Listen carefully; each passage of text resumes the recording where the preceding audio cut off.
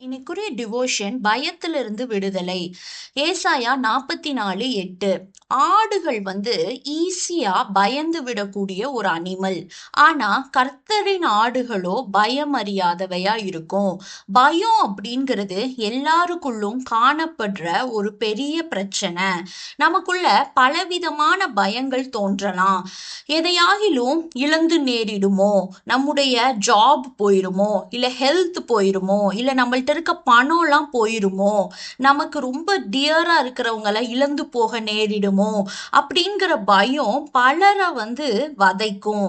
ஏதேனும் ஒரு பொல்லாப்பு இல்லைன்னா ஒரு தீங்கு ஏற்படுமோ அப்படின்னு யாருக்காவது பயம் வருதான்னு யோசித்து பாருங்க. நம்ம உள்ளத்துல உள்ள பொல்லாப்பான சிந்தனை தான் இந்த பயத்தை கொண்டு வரும்.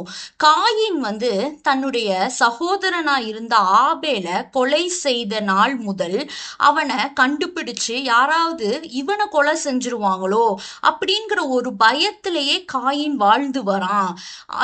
யோசேப்போட கதையை பார்த்தோம்னா, அவருடைய தகப்பன் மரணம் அடைஞ்ச பின்பு யோசேப்பின் சகோதரர்கள் என்ன நினைக்கிறாங்கன்னா, யோசேப்பு ஒருவேளை நம்மளை பகைச்சு நம்ம அவனுக்கு செய்த எல்லா பொல்லாப்புக்கும் நமக்கு தீங்கு செய்திருவானோ அப்படின்னு ஒரு டவுட், அவங்களுக்குள்ள ஒரு பயம் வருது.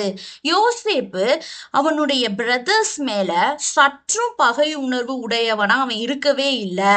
ஏன் யோசேப்பு சகோதரர்களுக்கு இந்த பயம் வந்துச்சுன்னு பார்த்தோம்னா, அவங்க அவ்வளவு அதிகமான தீமைகளை அவனுக்கு செய்திருக்காங்க. அதனால நமக்கும் அதே இந்த பொல்லாப்பு நேரிடுமோங்கிற பயம் தான், ஃபியூச்சரை குறித்த பயம் அவங்களுக்குள்ள இருந்துச்சு. நம்ம யாருக்காவது தீங்கிழைத்திருந்தோம்னா நம்முடைய ஜீவியத்தை நம்ம ஆராய்ந்து பார்க்கணும். நம்ம எதை விதைக்கிறோமோ அதை தான் அறுப்போம். நம்ம பிறர்ல கரிசனையும் மனதுருக்கமும் ஒரு கம்பேஷனேட் ஹார்ட்டோட தெய்வீக அன்பை நம்ம விதைப்போம்னா அதை தான் கண்டிப்பா நம்ம லைஃப்ல அறுப்போம். நம்ம மற்றவர்களை பற்றி தீமையா பேசுறப்ப அதே தீமை இல்ல அதை பார்க்கிலும் மோசமான தீமை தான் நமக்கு வரும். நம்முடைய இருதயத்தின் பொல்லாப்பின் நிமித்தம் தான் நம்ம ஜீவியத்துல பொல்லாப்பு நேரிடும். நம்ம மற்றவர்களை பார்க்கிலும் மேன்மையானவர்கள் அப்படின்னு நம்ம நினைச்சிட்டு இருக்காங்க நிறைய பேரு. நமது அருமை ஆண்டவர் இயேசுவை இதுல பாருங்க. அந்த காலத்துல அடிமைகள் தான் தங்கள் எஜமான்களின் கால்களை கழுவுவது வழக்கம்.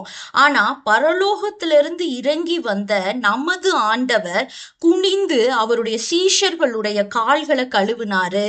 நாமும் மற்றவர்களை தங்களிலும் மேன்மையானவர்களாக நினைக்காம எல்லா சூழ்நிலையிலையும் தேவனோடு நம்ம இருக்கணும். அந்த தாழ்மையை கற்றுக்கணும்.